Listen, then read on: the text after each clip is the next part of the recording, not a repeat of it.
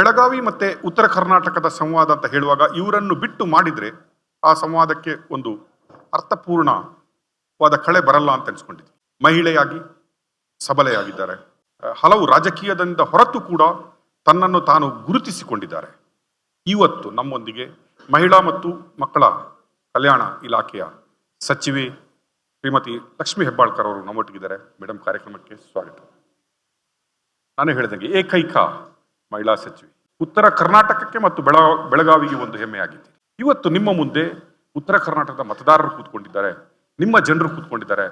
ನಿಮ್ಮ ಸರ್ಕಾರ ಬಂದ ಮೇಲೆ ನಿಮ್ಮ ಇಲಾಖೆಯ ಅಡಿಯಲ್ಲಿ ಯಾವ ರೀತಿಯ ಕಾರ್ಯಕ್ರಮಗಳನ್ನು ಈ ಉತ್ತರ ಕರ್ನಾಟಕಕ್ಕೆ ಅಳವಡಿಸಿಕೊಂಡಿದೆ? ನೋಡಿ, ಮೊದಲನೇದಾಗಿ ಹೇಳೋಣ ಅಂತಂದ್ರೆ, ಕರ್ನಾಟಕ ರಾಜ್ಯದಲ್ಲಿ ಮಾನ್ಯ ಮುಖ್ಯಮಂತ್ರಿಗಳಾದಂಥ ಸಿದ್ದರಾಮಯ್ಯನವರ ಸರ್ಕಾರ ಇದು ಆಳುವಂಥ ಸರ್ಕಾರ ಅಲ್ಲ, ಇದು ಆಲಿಸುವಂಥ ಸರ್ಕಾರ.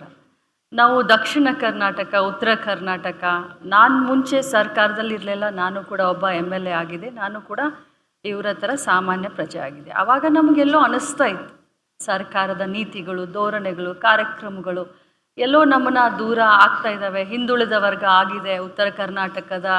ಯಾಕಂತಂದರೆ ಬೆಂಗಳೂರನ್ನು ಬಿಟ್ಟರೆ ಎರಡನೇ ರಾಜಧಾನಿ ಅಂತ ನಾವು ಬೆಳಗಾವಿಯನ್ನು ಹೇಳ್ತೀವಿ. ಆದರೆ ಎರಡನೇ ರಾಜಧಾನಿಗೆ ಸ್ಥಾನಮಾನದ ಜೊತೆಯಲ್ಲೇ ಅಭಿವೃದ್ಧಿ ಕೂಡ ಇರಬೇಕಾಗತ್ತೆ. ಇದು ನಮ್ಮೆಲ್ಲರ ಚಿಂತನೆ ಆಗಿತ್ತು. ತಾವು ಹೇಳಿದ ಹಾಗೆ ನಾನು ಮಹಿಳಾ ಮತ್ತು ಮಕ್ಕಳ ಕಲ್ಯಾಣ ಇಲಾಖೆಯ ಸಚಿವೆಯಾಗಿ, ಅದು ನನ್ನ ಮತಕ್ಷೇತ್ರದ ಮತದಾರರ ಒಂದು ಆಶೀರ್ವಾದದಿಂದ ರಾಜ್ಯದ ಸೇವೆಯನ್ನು ಮಾಡ್ತಾಯಿದ್ದೀನಿ.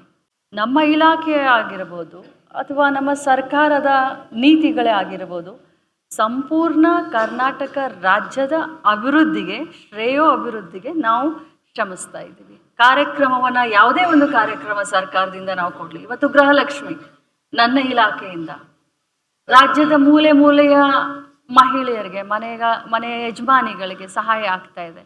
ಸೊ ಇದರಲ್ಲಿ ಉತ್ತರ ಕರ್ನಾಟಕ, ದಕ್ಷಿಣ ಕರ್ನಾಟಕ ಅನ್ನುವಂಥ ಧೋರಣೆ ಖಂಡಿತವಾಗ್ಲೂ ಇಲ್ಲ. ನಿಮ್ಮ ಇಲಾಖೆ ಮತ್ತು ಉತ್ತರ ಕರ್ನಾಟಕದ ಮಹಿಳೆಯರ ಸಮಸ್ಯೆಗಳ ಬಗ್ಗೆ ಮಾತ್ರ ಮಾತಾಡೋದಾದ್ರೆ ನಿಮ್ಗೇನು ಅನ್ಸುತ್ತೆ? ಉತ್ತರ ಕರ್ನಾಟಕದ ಮಹಿಳೆಯರ ಬಹುದೊಡ್ಡ ಸಮಸ್ಯೆ ಯಾವುದು ಕಾಡ್ತಾ ಇದೆ ಅಂತ ಅನ್ಸುತ್ತೆ?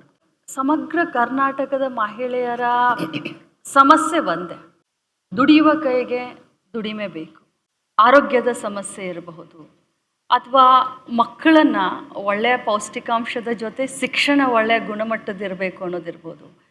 ಮಹಿಳೆಗೆ ಚಿಂತನೆ ಒಂದೇ ಆಗಿರುತ್ತೆ. ಇಲ್ಲಿ ನಾವು ಬೇರ್ಪಡಿಸಿ ಇದು ಉತ್ತರ ಕರ್ನಾಟಕ, ದಕ್ಷಿಣ ಕರ್ನಾಟಕ ಅಂತ ಹೇಳೋದಕ್ಕಿಂತ ಮಹಿಳೆಯ ಚಿಂತನೆ ಸಂಪೂರ್ಣ ಕರ್ನಾಟಕದಲ್ಲಿ ಒಂದೇ. ಅದರಲ್ಲೂ ನನ್ನ ಇಲಾಖೆಯಿಂದ ಮಹಿಳೆಯರು ಬಯಸೋದನ್ನು ನಾವೀಗಾಗಲೇ ಅರ್ಥ ಮಾಡ್ಕೊಂಡಿದ್ದೀವಿ. ಸರ್ಕಾರ 14 ಬಾರಿ 15 ಬಾರಿ ಏನು ಬಜೆಟನ್ನು ಮಂಡನೆ ಮಾಡಿದ್ದಾರೆ ಸಿದ್ದರಾಮಯ್ಯ ಸರ್, ಅವರು ಮುನ್ನಡೆಸ್ತಾ ಇದ್ದಾರೆ.